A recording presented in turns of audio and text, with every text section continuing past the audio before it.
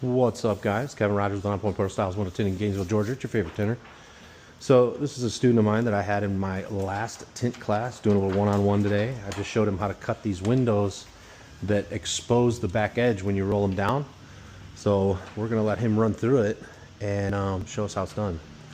So he's actually rolling the film from the top to the bottom. These windows are almost about 20 inches. You want 20 inches for it to be able to tuck into the bottom. So he rolled it from the top to the bottom. He's going to take his bottom cut, then he'll take his front and his back, and we'll show you how to cut the top edge when the back edge exposes. So he lowered the film here on the bottom, so he's got enough tuck room on the bottom before he did the front cut. So he's taking the front cut now. He'll shift the film and cut the back.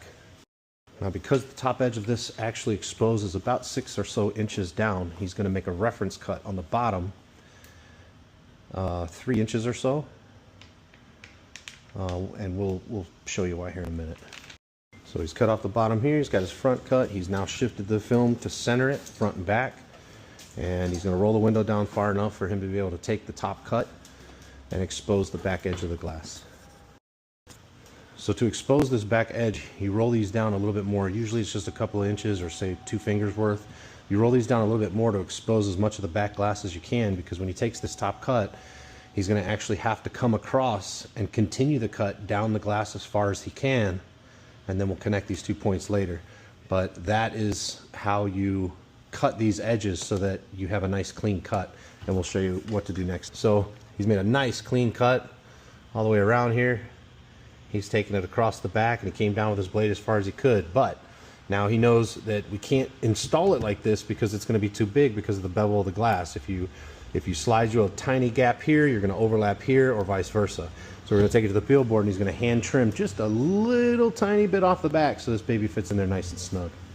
So now he's just making a nice clean cut, trimming off just a little bit off the back.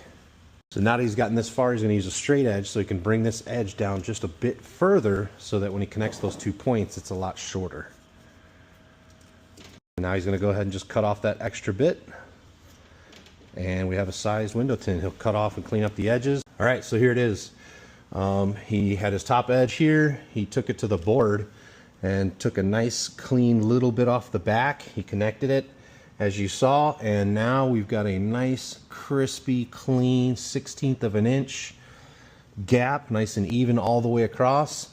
It's not perfect, but it's absolutely good enough, and we could probably take a little bit more of this gap out if we moved it around.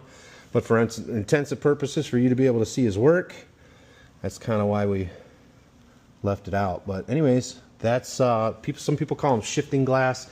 It's actually not shifting when it's rolling down. It's the fact that the back edge is curved in, rather on some cars it's straight. So because it's curved in, the window's smaller, and when you roll it down straight, it's exposing because of this angle.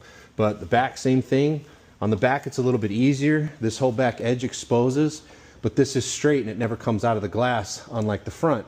So on these, you would just cut the full back, roll it down, cut the entire top edge, finish it off on the bottom, and then you just go to install it. There's no trimming on those. So that's it on this one, guys. Thanks for watching. HighTechFilms.com. If you don't know, you should. TintDepot.com. All the tools and tint you need. And plotters and software, PlotterDepot.com. Peace.